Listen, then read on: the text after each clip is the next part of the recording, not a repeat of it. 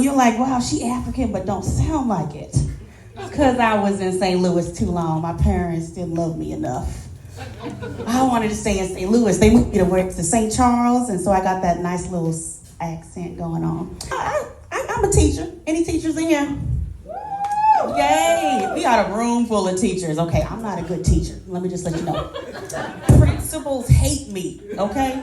They be like, oh, I don't teach in school anymore because I don't know how to act. I'm gonna be honest. I'm dyslexic, ADHD. My parents try to teach me how to act right because they were trying to be good parents for a little bit. But anyways, I was a teen mom, so you already know. My dad was a pastor, a good old pastor. Yeah. Oh yeah, it was fun. But anyways, I keep moving because I don't wear pants, and so if you put pants on, you just be sitting there doing this all the time. So my sons be like, you weird mom, because I be in the street all the time doing this. I be like, oh, I can't get these pants on right. And then men start pulling up and trying to give me money to get in their car. I'm like, no, I'm just trying to get that pants up. Yeah, get them pants going. And so I started wearing a fufu because I thought it was the camel toe that was drawing them in. So I'm like, let's put a nice little fanny pack on here to hide the stuff that's going on in there because I got a big camel toe. So I cover it up because I went to church because I was raised right. Being a teen mom is interesting because you get to grow up with the kids, you know? And so because I was in my mom's house because I was 18, she tried to raise me and my children at the same time, so it's confusing. So I would take me and my kids, there was a bunch of us. We go to Chicago, from St. Louis to Chicago, put all our kids in the car, and we would party in Chicago, house parties. You know house parties? Yeah. Oh yeah, put the kids in the room with their snacks and all their juice boxes, and then we kick it, just kick it.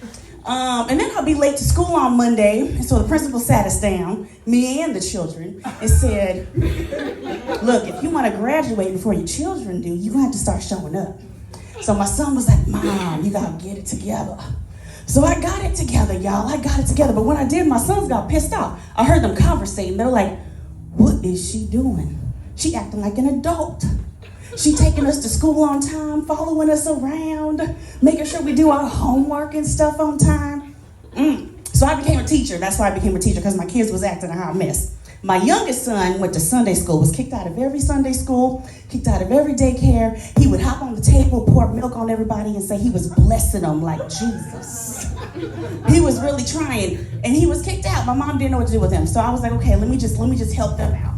And I couldn't figure out how to smoke weed. I couldn't do it right, so my sons taught me how to smoke marijuana. And I say marijuana because I was raised with the Queen's English because my parents are African, so I can't say words sometimes. Anyways, so my problem is, but they told me I was doing it wrong because I wouldn't exhale. I'm African, we have to save money, so I wanted to get all the weed in. So I would go, and then I would pass out because I wouldn't exhale. And my son was like, Mom, no, you gotta exhale. So I was like, okay. He gave me that sativa. And so that sativa, it get up in here. You know what I'm saying? Have you tried it? It get up in here. So I'm like, this bottom lobe I didn't know existed. So I'm like, I'm trying to get the last air out of there because that was, woo! I was on fire. I was like, look, son, I'm dying. I'm like, you gotta help me. Call 911. He was putting ice packs everywhere. But you know, you don't want them CPS people to show up, so he ain't call nobody. Then this one time I was getting high with my neighbor, I baked some stuff. And so he, anyways, I'm afraid of dying with my house dirty.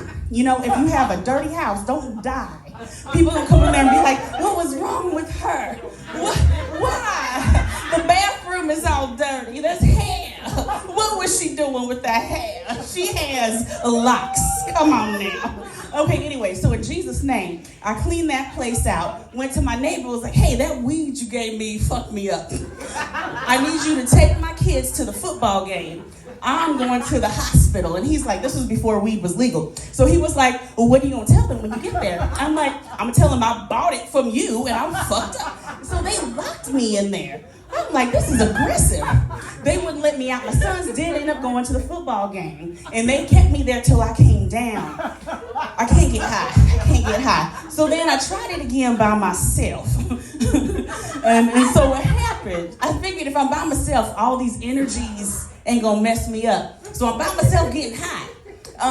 And all of a sudden, there's shit going on in the closet. I'm like, oh my God, somebody broke in. So I locked myself in the bathroom, looking underneath the door. I'm like, oh my God, somebody's up in here. I'm looking. I'm like, somebody's in here. Oh my God. So as soon as it cleared and it was quiet, I busted out, went to my neighbor's house again.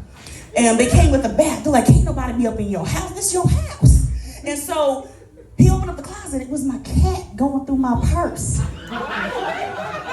The cat, I forgot I fed him some edibles earlier. My therapist quit because I kept getting my cat high. He's anxiety, so I'm like, let's get him a little high.